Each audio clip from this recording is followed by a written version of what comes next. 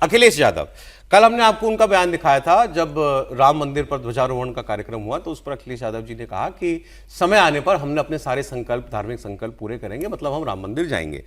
फिर उनका एक और स्टेटमेंट आया, फिर उन्होंने उसमें यह कहा कि जब मैं पैदा हुआ था ना तो मेरी छठी हुई थी।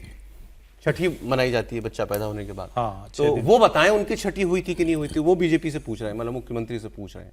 तो उन्होंने कहा हमारे हिंदू होने पे क्या शक है भाई, हम तो हिंदू ही हैं।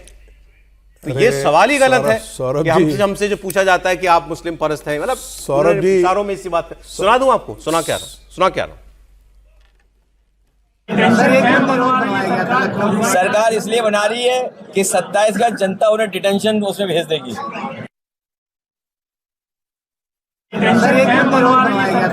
सरकार वो वाला बयान मैं आपको ढूंढवा रहा हूं अभी। ये उन्होंने ये जवाब दिया इस बात का कि उत्तर प्रदेश में योगी आदित्यनाथ बांग्लादेशी घुसपैठियों के लिए डिटेंशन सेंटर बनवा रहे हैं। तो उन्होंने कहा कि 2027 में इनको जनता ही जो है डिटेंशन सेंटर में डाल देगी। वो छठी वाली बात में सुनवा रहा हूं अभी आपको, बड़ी मजेदार है वो। जी त्रिपाठी जी कुछ बोल रहे थे। नहीं देखिए, मुझे पता नहीं क्यों लगता है कि अखिलेश यादव को शायद ऐसा लग रहा है कि इस तरह की बयानबाजी किसी काम आती है। और अभी देखिए फिर से उन्होंने ट्रॉफी की तरह अवधेश जी को अपने बगल बिठाया हुआ है। जहां भी वो बात कर रहे हैं, वो एक पिक्चर के प्रमोशन पर गए थे। अच्छा है, वो पिक्चर का प्रमोशन करना ही चाहिए, लेकिन मूल बात क्या है? क्या आप जनता से जुड़े मुद्दों को गंभीरता से कर रहे हैं, या आपको भगवा योगी 4 बजे उठता है, क्या करता है, अच्छा पैर पे खड़ा हो पाता है कि नहीं, योग करते हुए लुढ़क जाते हैं क्या आप इस तरह की बात करेंगे? सांड बुलेटिन निकालेंगे, फिर आप मतलब थोड़ा विचित्र सा व्यवहार अखिलेश जी कर रहे हैं। और अखिलेश जी अगर अपने काम पर टिके रहे, जैसे वो कभी कभी बताते हैं अपने काम, तो वो सही बात है भाई। उन्होंने जो आगरा लखनऊ एक्सप्रेसवे बनाया वो कमाल का है। तो जो काम पे वो अगर जाते हैं तो उनकी बात जनता शायद ज्यादा सुनेगी। जब वो इस तरह से तंज करते हैं तो भारतीय जनता पार्टी के पक्ष में, योगी पक्ष में और ज्यादा मोबिलाइज करते हैं लोगों को, जब इस तरह का वो तंज कर रहे होते हैं। और पिछले कुछ समय में पूजा पर, कथा पर, ब्राह्मण पर, समाज पर, हिंदू पर, राम मंदिर पर, सब पर तो उन्होंने तंज कर लिया। अब वो कह रहे हैं कि हमारा मंदिर पूर्ण हो जाएगा तो जाएंगे। मैं तो ये कह रहा हूं कि उनको समझ में आ गया है 2027 के पहले राम मंदिर वो निश्चित तौर पर जाएंगे, उनके पास कोई रास्ता नहीं है। नहीं जाएंगे तो मुश्किल उनके लिए बड़ी होने वाली है। भाई देखिए, ये जो मतलब बीजेपी को हटा दीजिए आप, सबकी लड़ाई बीजेपी से है, बाकी सारी पार्टियों की। उसका बड़ा नेता कौन?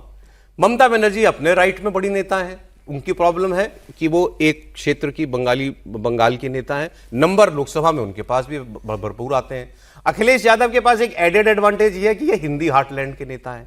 इस लिहाज से एक बड़ा वर्ग उनको जानता है, पहचानता है, और उनको लगता है कि मेरी स्वीकार्यता भी है। चुनाव भी ये कई राज्यों में लड़ लेते हैं, मध्य प्रदेश में चुनाव लड़ते हैं, राजस्थान में चुनाव लड़ते हैं, तो ये कोशिश ये करते हैं। सिर्फ एक लाइन, वो प्रोफेसर साहब जो कह रहे हैं ना, ममता जी 2 बार और जीत जाएं, वैसे तो ऐसा नहीं होगा।